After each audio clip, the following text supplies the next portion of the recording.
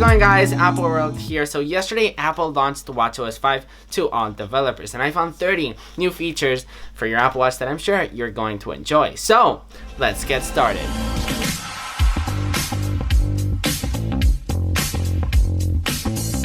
Starting things off, we now have the option to select a Wi-Fi network straight from the watch. Inside of the activity app, if we actually swipe to the right, we now can see our activity competitions. If we actually swipe up from the control center and we scroll through the bottom, we can now edit the way we see our control center. As you guys can see, now they wiggle. So let's say we use do not disturb a lot, we can place it on the top. Me personally, I use a lot the ping my iPhone feature, so it's going to be great to have it right there. So now we press done and it's going to be right there. If we actually scroll to the bottom of the weather app, we can actually add a city now. So Cupertino.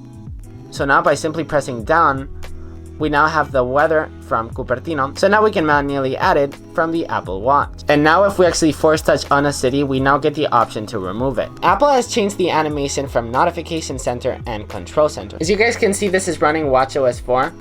Check the difference. Right now I'll be playing it in slow-mo. Check it out.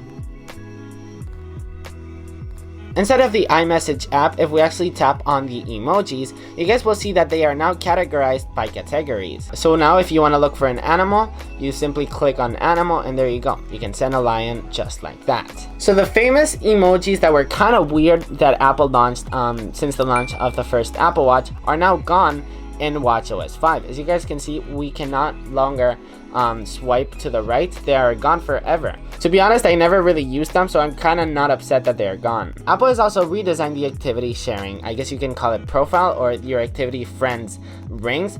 This is on watchOS 4. This is how it looked, and this is how it now looks on watchOS 5. You get the rings on the top and their information on the bottom. We now get the options to open Safari links straight from the watch, which is honestly a feature that I love. It takes a pretty long time for me, so hopefully they will fix it in beta too. Anyways, the next up is do not disturb. Now when we actually hold down on do not disturb, we get these three options. We get do not disturb on for only 1 hour, on until tomorrow morning, or on until I leave. Inside of watchOS beta 1, we get the walkie-talkie app, but when we open it, it says coming soon. So once again, hopefully with beta 2, the walkie-talkie app will be available. Inside of the workout app, if we actually scroll to the bottom, we can now track our yoga workouts and our hiking workouts. watchOS 5 also brings auto start. So let's say you're actually working out, but you're not actually inside of the workout app and you're not actually tracking your workout. Well, the workout app will open and will be like, are you sure you don't want to track your workout? So this is the mail app in watchOS 4. Check it out when you swipe to the right. Look at how it looks. Now in watchOS 5,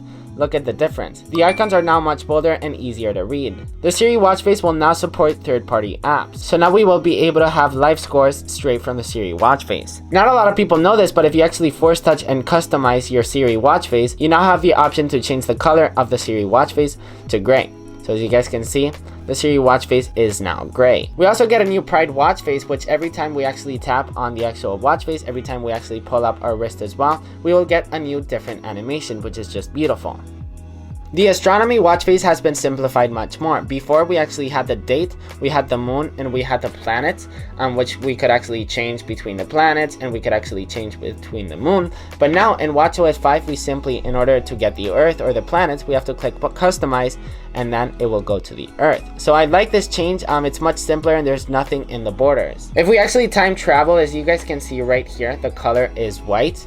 If we actually time travel on watchOS 5, Apple has changed it to blue. Before, when we had notifications and we swipe to the right, we only had the options to clear. Now if we actually swipe to the right, we have the option to delete, or we have the option to deliver quietly or turn off on the Apple Watch. We now get the podcast app, so now we will be able to play podcasts straight from the watch. Talking about podcasts, we now have the podcast Complication. Like this, we can access podcasts straight from our watch face. We also now get improved notifications. So now, let's say for example, you're about to check in on the airport. Now, your Apple Watch will actually let you check in straight from a notification straight from the watch.